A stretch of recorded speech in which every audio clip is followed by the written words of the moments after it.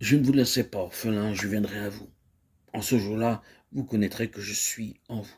Le Saint-Esprit vous enseignera toutes choses. Il vous conduira. Vous avez un seul maître, le Christ. Ainsi, Jésus a posé lui-même les bases de cette relation personnelle qui se réalisa plus tard par l'envoi du Saint-Esprit et qui constitue le fait chrétien ramené à sa plus simple expression. Une personne au centre de nos vies, sage, forte, aimante, un gouvernement personnel, sûr, responsable, unissant sous un même sceptre en nous les intérêts de Dieu et les nôtres. Toute la gloire de la vie chrétienne a son principe là. Personne n'a jamais rêvé, même aux heures les plus sombres, de l'oppression des hommes et des choses, d'une liberté plus éblouissante. Mais personne non plus ne saurait inventer une dépendance aussi complète, aussi absolue, aussi exclusive, aussi personnelle. Tant que nous n'aurons pas arraché notre vie aux influences extérieures qui s'en disputent le gouvernement, tant que nous n'aurons pas usé en faveur de Jésus-Christ seul de notre droit à disposer de nous-mêmes, tant que dans notre vie la question d'une direction unique ne sera pas tranchée une fois pour toutes en sa faveur, nous ignorerons tout des joies les plus élémentaires et les plus pures du service chrétien. Le Dieu qui a pu en une même personne unir la gloire de sa divinité avec l'humiliation de notre humanité est seul capable de faire ce prodige. Mettre en nous la liberté dans les chaînes, les siennes, et donner à notre sujétion une dignité royale.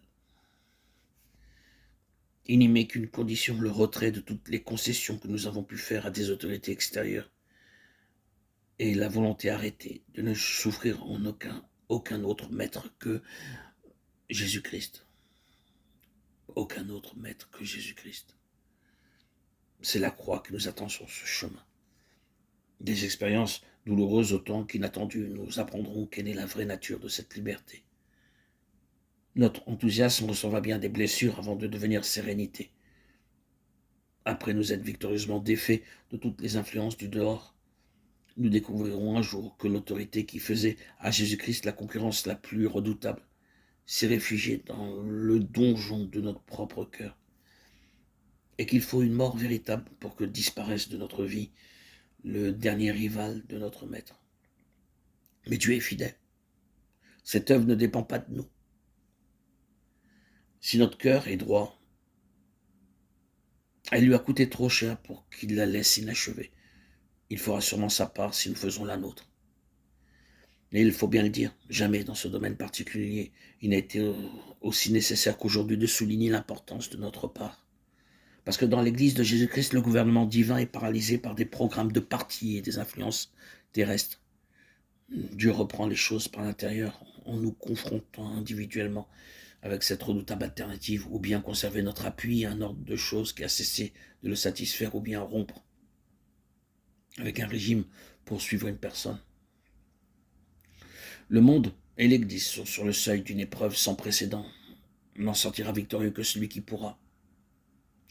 À toutes les formes de l'adversité opposée, l'attitude ferme et tranquille dont son maître lui donna l'exemple à la dernière heure de la tentation. Nous avons un seul maître, le Christ. Et lorsque Jésus répondit à Satan, tu le serviras lui seul, Matthieu 4,10. Alors, le diable laissa.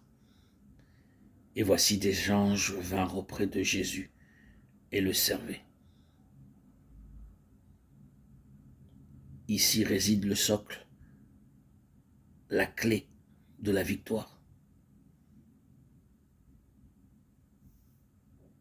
Que nos cœurs ne soient plus divisés entre l'esprit du monde et l'esprit de Dieu, entre les désirs, les attractions, les distractions, les aspirations que Satan nous propose, et marcher selon l'esprit, selon la volonté de Dieu, qui nous apporte la véritable, réelle plénitude